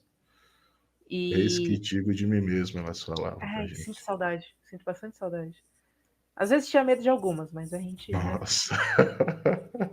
Quando via que tava vindo pra sua direção, você já começava, já fechava o olho, começava a repreender, né? Dá até vontade de beber água no banheiro. Nossa, as pernas tremiam, dava uma suadeira, Faz mas falta, na verdade, essas faz, pessoas Porque para mim, elas são um exemplo de vida com Deus. Sim. De oração. Cara, é muito louco. Eu nunca vou esquecer disso. Meu pai é presbítero, minha mãe é diaconisa, eles faziam muitas visitas quando a gente era da igreja. E aí teve uma visita de uma irmã aleatória, minha mãe falou assim, você quer ir? Eu falei assim, você fazer lá de sábado à tarde? Vamos. E a gente ia visitar para orar pela irmã e consolar a irmã, porque ela estava passando por uma doença. E aí eu descobri depois que meus pais, eles nem conheciam essa irmã, era a primeira vez que eles foram lá também. Caramba. E a gente foi, né? Não, vamos consolar a irmã, tá meio complicada a vida dela. E você entrava assim na casa dela, era tudo simples. Era uma casa mais antiga. E você olhava assim, a irmã, você tinha dó. Ela tava passando por um período assim, ela tava pós-cirurgia, tava costurada. E aí eu lembro, foi assim, eu nunca vou esquecer dessa visita. Acho que eu vou levar isso pro resto da minha vida. Ela orou por mim, ela revelou toda a minha vida. E ninguém sabia, porque era a primeira vez que eu tinha visto ela. Deus usou muito ela para falar comigo. E em vez de eu consolar a irmã, eu saí de lá consolada. Eu saí de lá com o olho inchado de tanto que eu chorei. E ela orou tanto por mim. E ela era assim, uma pessoa com uma felicidade. A felicidade dela era de constranger. E ela estava toda costurada após uma cirurgia. E é esse tipo de fé que tá faltando nos dias de hoje. É esse tipo de devoção a Deus que tá faltando nos dias de hoje. Era uma irmã simples. Era uma casa simples. Era uma simples visita. E saiu de todo mundo lá constrangido com o tamanho amor que essa irmã tinha. Com a alegria. Tava sofrendo, mas ela tava cantando. Tava feliz da vida. Eu acho que é uma coisa que falta hoje. Tipo, os tempos mudaram, mas esse tipo de gente falta hoje. Por quê? Cara, cadê? Sabe? Cadê as pessoas que têm esse tipo de fé? A fé inabalável. Que é um dom de Deus, na verdade, né? Que tem alegria, independente da situação que você está vivendo. Que vai confiar em Deus, independente do que você está vivendo. E acho que foram esses irmãos que mostraram isso pra gente. E eu falo que eu estou na igreja, graças a Deus, pelas orações dessas irmãs. Uhum. Que elas nunca desistiram. E até hoje, às vezes, quando meus pais voltam lá para onde a gente era, que é um pouquinho longe, eles perguntam de mim. Elas oram por mim. Então, é uma coisa que é de constranger esse tipo de gente, esse tipo de fé. Os tempos mudaram, elas são extremamente tradicionais, beleza, mas antes de ser tradicional e ter esse tipo de fé, do que você mudar a geração e esquecer quem é Deus. Eu acho que é encontrar o equilíbrio aí, né? Exatamente. E o equilíbrio é fruto do Espírito, né? É fruto do Espírito. É complicado, olha. A vida com Deus às vezes, mas ao mesmo tempo é muito gratificante. É muito louco. É difícil, mas como diz o Thalys Roberto, é fácil demais, mas a gente que complica tudo, né? Nossa, demais. O ser humano, olha. E deixa eu te fazer uma pergunta para a gente mudar um pouco o assunto aí. Você saiu de casa para morar sozinha, atravessou o estado, só a cidade de São Paulo, foi morar do outro lado. Como que foi essa etapa da tua vida, assim? Nossa. Primeiro que foram processos, né? Bem processos. Eu fui morar sozinha por 2 vezes. A primeira eu tinha acho que 21, 22 anos. Saí de casa, tinha um emprego bom, tinha faculdade boa. Nossa, eu tava me sentindo a pessoa. E eu fui a primeira mulher da minha família a sair de casa sem ser casada. Então, quebrei já aí uma coisa da minha família. Só que foi um pouco estranho, porque minha família é um pouco mais tradicional, né? Nesse sentido. E não, fui viver a vida. Foi uma experiência muito louca, só que aí eu voltei, né? Teve um momento obscuro aí que eu fui demitida, fui reprovada na faculdade. Foi tudo e voltamos para casa dos pais com mala e cunha. Não sei se meus pais gostaram naquela época, mas voltei. E depois, faz uns 2, 3 anos já, saí para morar sozinha de novo. E, assim, eu não tenho problema nenhum com os meus pais. Meus pais, eles foram meus pilares muito, principalmente na fase lá atrás que eu fui disciplinada, meus pais foram as pessoas que me deram a mão e caminharam junto comigo. Não tem Tipo, ó, como ter problema com seus pais também, né? Não, Se não tem tiver como. problema com seus pais, aí, filha, O errado sou eu, não é É. eles. Porque eu sempre tive uma liberdade muito boa com os meus pais, sempre foi uma coisa muito boa. E aí. Só que eu sempre gostei de morar sozinha. Eu sempre gostei de ser uma pessoa que faz coisas sozinha. Eu adoro ir no cinema sozinha, adoro andar sozinha, eu gosto muito disso. Descobri que eu gosto de viajar sozinha também. E eu queria ter essa experiência de ter um período, pelo menos, sozinha. Eu sempre falei assim, Deus, antes de casar, eu quero morar sozinha, eu quero ter essa experiência. Tudo bem que Deus levou a sério que até agora eu não casei, mas beleza. Já, outra coisa.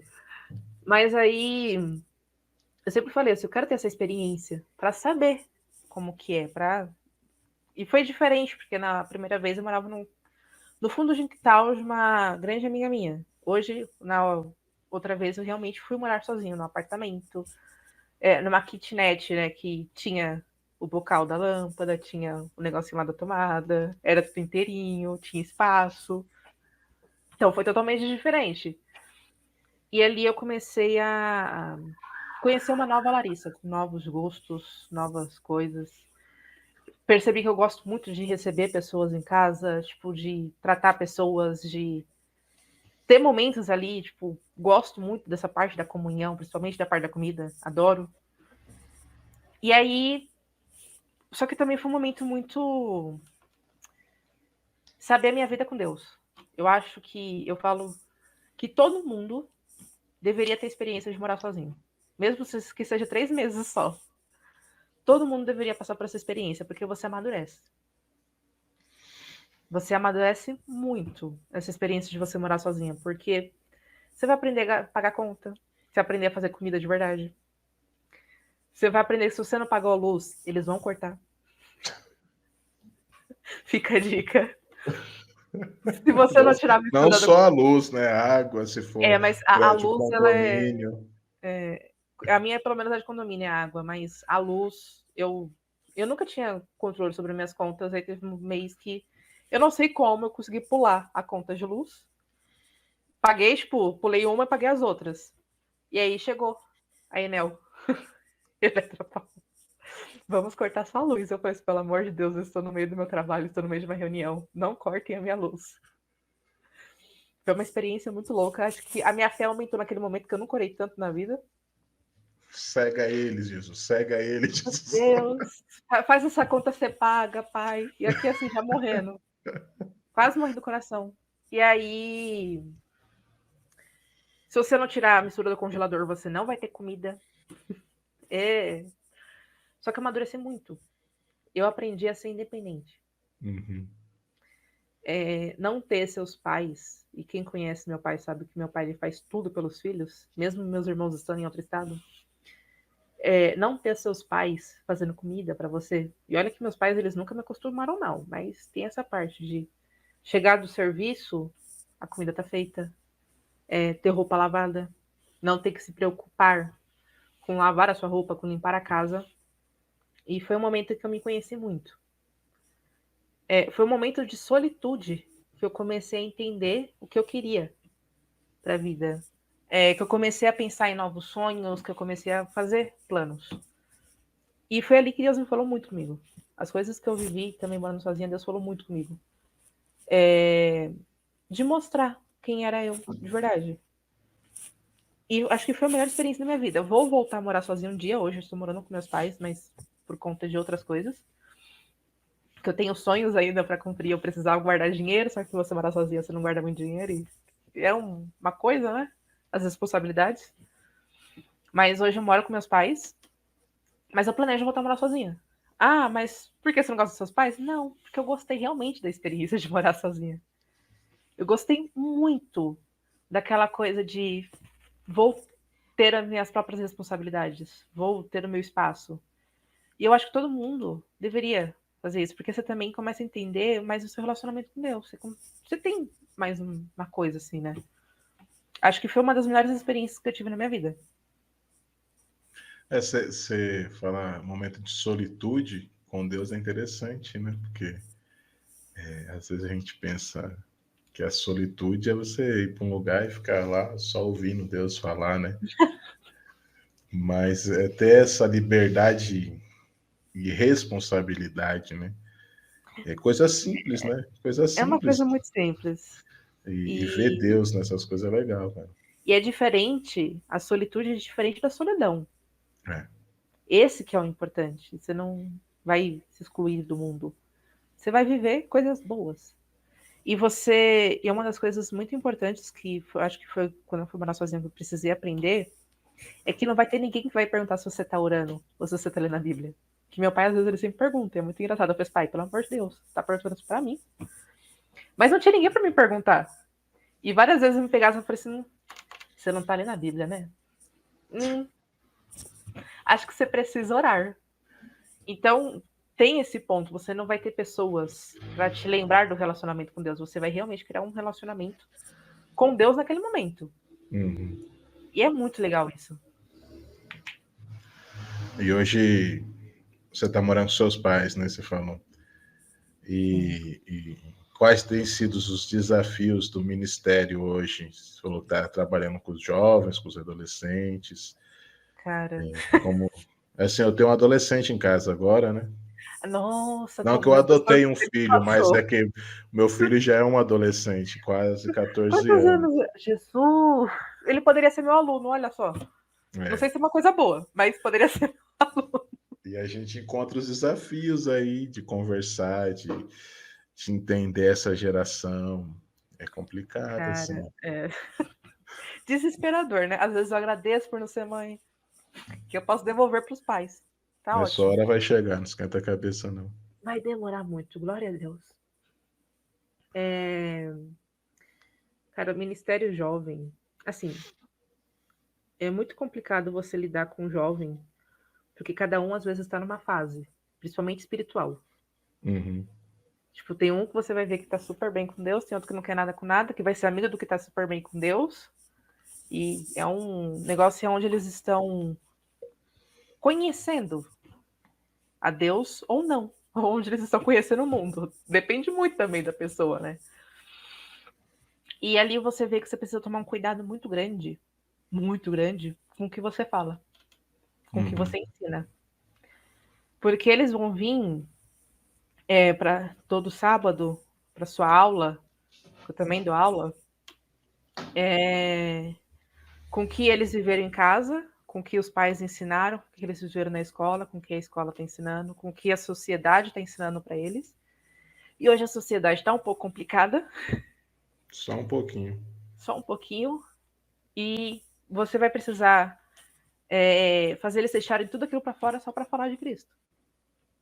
Para falar sobre caráter, para falar sobre identidade, para falar sobre. E é extremamente importante, eu queria muito que as igrejas ainda têm isso, que quebrem isso, para falar sobre sexualidade, para falar sobre aborto, para falar sobre política, para falar. É naquele momento, só que tudo através da Bíblia. Uhum. E é muito complicado, porque eles vão estar cheios de dúvidas. E você vai ser uma referência. Isso é um dos pontos que eu falo assim, gente, eu não sou referência para nada. Se eu for referência, não me sigam. Você me usa como referência do que não fazer. Pelo amor de Deus. Porque eles vão olhar para você e vão dizer, mas ela faz tal coisa. Ou ela é desse tipo. E muitas coisas os pais não concordam também. Então tem um atrito aí de Uhum. coisa, né? E é muito complicado você mostrar para eles. Em alguns momentos você tem que quebrar, não que os pais estejam ensinando coisas erradas, jamais. Mas em alguns momentos você quebra o que o pai ensinou para mostrar Cristo. E é muito difícil, porque. E aí? Tô falando uma coisa ao contrário que o seu pai falou para você? Ou o que o seu colega da escola tá fazendo? E a fase da escola hoje, as pessoas. Os adolescentes estão muito avançados. E isso assusta um pouco, né? É. Acho que o que mais. O desafio, assim, que é maior é a questão da sexualidade. E você ensinar para eles, acho que até para adulto já velho, que apesar da sexualidade, do homossexualismo, ele ser pecado, isso não quer dizer que você pode condenar. Ou, eu acho um pouco pesado, mas eu realmente acredito nisso, que o homossexualismo ele é pecado, como todos os outros pecados que tem na Bíblia. Como o fofoqueiro, como aquele que julga, como aquele que trai, como aquele que mente. E não existe diferença entre os pecados de um homossexual e de um heterossexual. É tudo pecado. Tem uma pessoa que eu gosto muito, que trata muito sobre sexualidade, que é a Andrea Vargas, e uma frase dela que sempre vai estar no meu coração e que isso me mudou muitos pensamentos meus, é que a heterossexualidade ela não cobra uma multidão de pecados. E hoje é um desafio que a gente enfrenta atual. Há todos os outros, tem muitas outras coisas. Mas é um ponto que tem pegado. Não só o homossexualismo, o homossexual, mas a sexualidade em geral. A liberdade sexual que tem no Brasil é podre. E como você vai quebrar isso? Porque eles estão aprendendo coisas na escola, eles estão aprendendo coisas com os amigos. Os amigos estão em outro nível. E é nessa idade que eles estão aprendendo isso. E foi exatamente assim na minha época. Eu falei lá no começo que eu fiquei de banco exatamente por ter relações sexuais com meu ex-namorado, perdi a virgindade cedo. Mas porque ninguém nunca me explicou o porquê realmente era pecado o sexo antes do casamento. Eu só sabia que era. Mas o porquê? E isso me pegou muito. Foi um ponto da minha vida que eu sofri bastante. E não dá pra falar que eles nunca vão passar por isso. Mas é um ponto que ainda pega hoje. E parece que pega em muitas idades ainda, né? E uma coisa que eu vejo que tá sendo um pouco normal, não vou falar na igreja, ou só na nossa, não sei, é essa parte da sexualidade. Tá se tornando cada vez mais normal. E alguns estão esquecendo a parte da santidade. Normal você fala o pecado, conviver com O o pecado. pecado, você conviver com o pecado. Ah, tô namorando, aconteceu, né? A gente vai casar depois, tá tudo certo. Mas não é. Mas como você vai falar isso pra pessoa? E aí? Assim, eu tenho um jovenzinho em casa, meu filho, que eu amo muito. Eu já conversei com ele sobre essas coisas, né? E assim, a Débora, ela falava pra mim, você tem que conversar, porque você é pai. Tipo, Jogou já você... pra você, cada Não, um ela com falava, si. se fosse uma menina, se tivéssemos uma menina, seria eu, mas é você, tá? E assim, nessa fase de descoberta, eu não morava com meu pai, eu morava com a minha mãe. Então eu não, tipo, como meu pai falou comigo, não tinha essa referência. Como que os irmãos da igreja falaram comigo, eu também não tinha essa referência. Aí, pá, vamos conversar, né? E assim, aí eu orei, falei, Senhor, dirige essa conversa aqui e tal, Espírito Santo, porque... se você quiser descer e falar, eu nem vou ligar. É, aí a gente conversa, foi conversando, a gente conversa, teve uma conversa, né? Mas isso aí tem que ser diário, sabe? Esse papo, essa conversa. E tem que ser aberto, porque não adianta a gente querer falar entre linhas, porque eles não aprendem na escola entre linhas. Não, não mesmo. É bem É aberto também na verdade, esse escola. dia nós estávamos conversando, voltando da igreja, cara. Nós estávamos falando sobre. Eu não lembro o que nós estávamos falando, mas era nessa ideia de homossexualidade. Aí o Isaac virou pra gente lá. Lá na minha escola tem trans, tem bi, tem não sei o que, tem não sei o que. Aí, tipo, cara, ele tem muito mais informação que a gente, se a gente for pensar assim. Porque ele vive hoje, né, ele estuda no colégio integral. Na verdade, eu estudo em colégio integral, né? Mudaram agora o fundamental para a escola integral, né? Daí ele fica das 7 até as 16 horas na escola.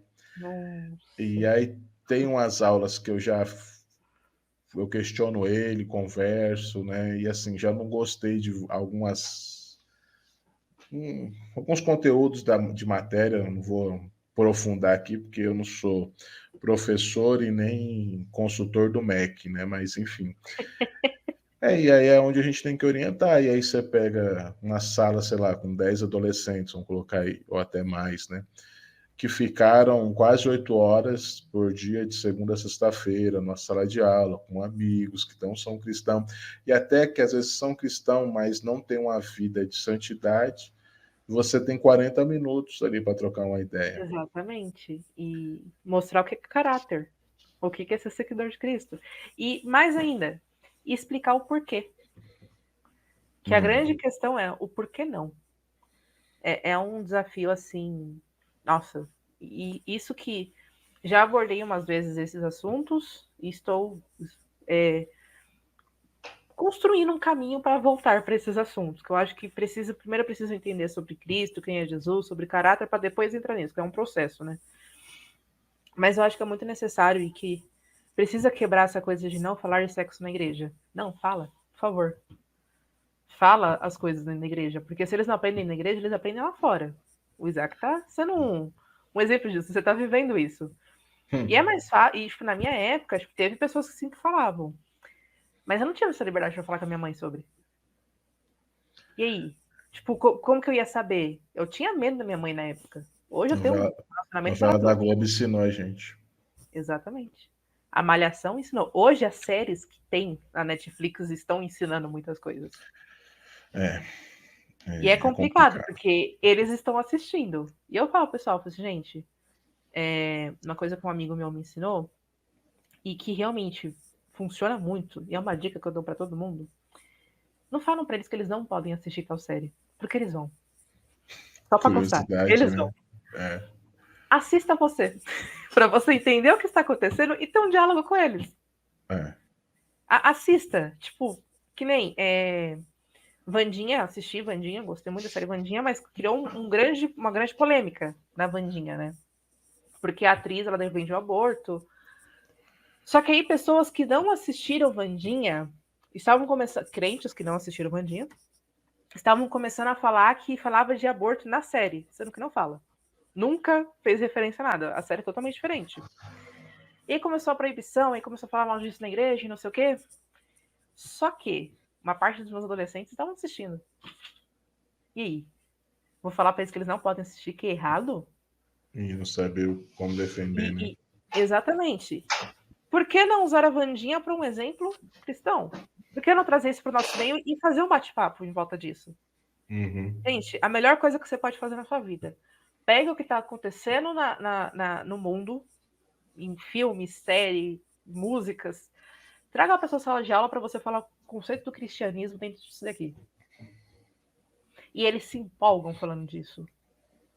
Eu tenho assim, a plena certeza que aula todo sábado, 40 minutos ouvindo de Bíblia é chato. É muito chato. Cara, traz o contexto que eles estão vivendo. Eles vão entender mais. Para de falar que é pecado, que não sei o quê. Começa a explicar o contexto. Ou começa a ver o que eles estão assistindo para você ter uma conversa, um diálogo com eles. Porque é mais fácil, você vai ter uma abertura maior. Então, é um grande desafio que a gente tem com eles, e é uma diferença de idade aí. Para mim e para eles é mais de 10 anos com os, né? É meio estranho falar isso. Mas você vai começar a criar laços com eles. E esse é o ponto mais importante, porque eles vão confiar em você. Eu acho que esse é ganhar confiança, né? O meu pastor aqui, ele passou por uma igreja que eu não lembro qual que é o nome da série, né? E estava na moda na época a série que falava um pouco sobre suicídio e tal, não lembro a série. É uma série pesada, né? E aí tava uma galera assistindo, cara, da igreja, ele já era pastor, ele falou que ele assistiu a série, ele fala que na série, tipo, tinha 13 pontos para você se suicidar, eu não Isso, sei. 3 motivos. E aí, o que ele fez? Ele assistiu a série e ele trouxe 13 pontos para você viver para Cristo, tá ligado? Tipo, ele trouxe aquele contexto e trouxe Muda, né? a palavra. Ele falou que a juventude estava consumindo no momento e usou essa oportunidade para falar de Jesus, né? Para falar de Deus. Assim, é um desafio falar para jovens hoje, é um desafio que é Acho que orar e sempre vai jejuar. ser. A mentalidade deles é totalmente diferente. O contexto que eles vivem é totalmente diferente. Eu brinco que tem coisa. Eu falo para eles, né? A gente tá passando ainda o doutrinal, né?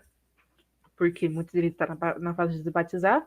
Tô tentando passar de uma forma diferente para não ficar uma coisa chata, porque na minha época era chata essa parte. E aí a gente brinca, eu brinco com eles. Eu falei, vocês acham mesmo que a pessoa que estaria passando o doutrinal para vocês é uma pessoa com cabelo colorido que tem tatuagem de piercing? Nunca. Vocês ainda estão no lucro, porque a geração mudou. Nunca que seria eu passando o doutrinal para vocês. E a gente brincando sobre isso. Eu falei assim, gente, vocês estão ainda na mamata. Vocês ainda não entenderam qual era o contexto antes. Mas eles vivem um contexto diferente. E por conta dessa liberdade essa mudança que teve na igreja, que é boa, não vou falar que não, mas por conta dessa liberdade, alguns pontos, a mente deles é muito mais diferente do que a nossa. Eu Muito. percebo que eles são diferentes, muito diferentes um do outro. Tipo, na nossa época, assim, o pensamento era muito parecido. Tipo assim, coisas bobas, um exemplo. Tipo, o grupo que eu tava, que a gente andava na escola, a maioria gostava de jogar bola, um exemplo. Futebol, tá na quadra de futebol. Hoje não, hoje dois gosta de futebol, dois gosta de RPG, dois gosta de Exatamente. jogo de luta, e, cara, fica difícil até de você ter, sabe, entrar no mundo deles, porque são muito diferentes. É Não, graça de Deus. nossa. E os adolescentes que eu dou aula, alguns nem são mais, né? É a partir dos 13, tecnicamente a partir dos 13 aos 18. Mas não cumprimos muito essa regra, tem uma galera aí de mais de 20 anos ainda na minha sala. E, tipo, é uma geração, uns ainda estão no fundamental e outros já estão na faculdade. E aí? O que dizer? O que falar, né? E a mente deles, a fase deles, o que eles vivem é socorro. Deus, me tira daqui que eu não quero mais. Mas não tem mais pra onde fugir. É orar, pedir sabedoria para Deus E muita paciência. e muita, muita paciência. Muita paciência. Ô, Lari, para a gente tá indo aqui pro final, deixar você dormir aí, Opa. descansar. O que Deus tem ministrado no teu coração nos últimos meses que você pode compartilhar com a gente aí? Cara, eu tenho vivido coisas ao mesmo tempo muito loucas, mas às vezes eu acho que a minha vida tá muito parada pelo contexto que eu vim, né? De sempre estar ativa no ministério. Mas ano passado foi um pouco de ano de surto, onde eu saí de seminário, eu entreguei ministério. Só não entreguei da aula para os adolescentes porque não tinha pra onde correr, mas. E aí eu senti minha vida muito perdida. Nossa, foi um ano assim, um pouco angustiante. E aí, começo desse ano, eu quase desisti também de algumas coisas. Algumas coisas, alguns planos meus deram errado. E aí eu falei assim, vamos voltar, né? E eu voltei para o seminário de teologia, voltei para a liderança dos jovens, me dediquei mais da aula. E parece que tudo na minha vida fez sentido. A partir do momento que eu dei o primeiro passo ali para voltar para o meu ministério, para voltar a minha vida com Deus, parece que naquele momento teve uma explosão assim de sentimentos. E eu voltei para minha base, que é Deus. E foi um momento que ele começou a ministrar, ele ainda tem ministrado muito no meu coração sobre isso. Que não importa o lugar que a gente vá, a gente precisa saber quem é a nossa base. E que o nosso futuro, a gente toma nossas decisões sim, a gente toma nossas escolhas, mas Deus ele já tem tudo planejado. E Deus, ele não, é que assim, eu não vou pregar aquela parte de Deus tem coisas melhores para você e não sei o quê. Mas Grandes coisas estão por vir. né? Não foi longe de muitas pessoas que, né? Vai que vem a luta, né? Vai que. Ela vai vir. Ela vai. Ela já veio. E aí. Mas pra gente se apegar a Deus. Cara, qualquer decisão que você vai tomar na sua vida, se apega a Deus. Você não precisa perguntar a opinião de pessoas, você não precisa olhar para os lados. Olha para Deus. E muitas vezes, não vou falar que são algumas, muitas vezes não vai ser aquilo que você está esperando. Não vai acontecer aquilo que você está esperando, cara. Eu tô desde o ano passado tentando sair do Brasil. E não deu certo. E aí também não vai ser esse ano. E é uma coisa que tem me frustrou muito. Não vou falar que tem me frustrado porque tô no processo ainda. E foi quando eu comecei a entender que também não era o momento. Tentei mudar de emprego, também não deu certo. E não foi uma vez só, não. Fiz várias entrevistas. E tentei fazer isso, tentei fazer aquilo. E não deu certo. Eu comecei a entender. A minha base é Deus. E a partir do momento que eu entrego minha vida para Ele, a partir do momento que eu estou no centro da vontade dele, o restante das outras coisas elas andam como se fosse automático. Por quê? Porque você está vivendo com Deus. Não é porque você vai viver para Deus que as coisas vão acontecer, você vai ser rico. Não. É porque Ele é o único que preenche o vazio. Ele é o único que vai te dar felicidade. Não é dinheiro, não é emprego, não é a faculdade dos sonhos, não é sair da casa dos pais, não é uma viagem, não é nada disso. É Deus. Ele é o único que preenche o vazio. E que ele tem ministrado muito, não tem como falar que isso já acabou. É que todas as vezes que eu entrego minha vida para ele, porque tem vezes que eu tento pegar ela de volta, eu fico em paz. Pode estar desmoronando, nossa, tá tudo na minha vida, tá uma caca aqui assim, tá tudo desmoronando, não tô feliz, não tá nada legal. Mas toda vez que eu me apego a ele, tá tudo desmoronando em volta. Mas a paz que excede todo entendimento tá no meu coração. Ela tá aqui, eu não vou ter crise de ansiedade, eu não vou ficar chorando todos os dias. Óbvio que são coisas e coisas, né? Mas sempre foi assim. Então, eu tenho ministrado muito no meu coração a questão de volta para a base e fica nela. Porque a partir do momento que a gente entrega a nossa vida para Deus, Ele sabe que Ele é melhor pra gente. Ele sabe o que fazer. É interessante porque não que a gente, não que você tenha desconvertido, né? Mas a gente tem esse costume às vezes de correr atrás dos nossos desejos, né? E puxar para nós o que não cabe a nós de fato, né? E sim, ter E essa. muitas vezes vai esfriando, né? A gente vai se afastando de Deus nesse momento. É. E é muito complicado. A tendência que a gente falou, que eu acho que esse podcast todo de querer na força do nosso braço algumas coisas, né? Acho que não é isso. É voltar para Deus. Eu confesso, como eu disse para você, quando eu acordei para o Evangelho, sei lá, eu fiquei meio loucão assim por Jesus, sabe? Apaixonado por Jesus mesmo. Ia pro culto e tava nem aí o que acontecia. Jogava no chão e chorava e cortava e assim, aí a gente vai esfriando, vai esfriando. E aí, pô, peraí, preciso voltar a queimar por Jesus de novo. Preciso Exatamente. colocar brasa, lenha, para que esse fogo não se apague. E estar no centro de Jesus, ali, estar no colinho de Jesus, deixar ele carregar a gente para onde a gente quer ir. Larissa, muito obrigado por ter nos atendido. Eu que agradeço. Obrigado por ter batido esse papo com a gente aí. Desculpa o horário, Imagina.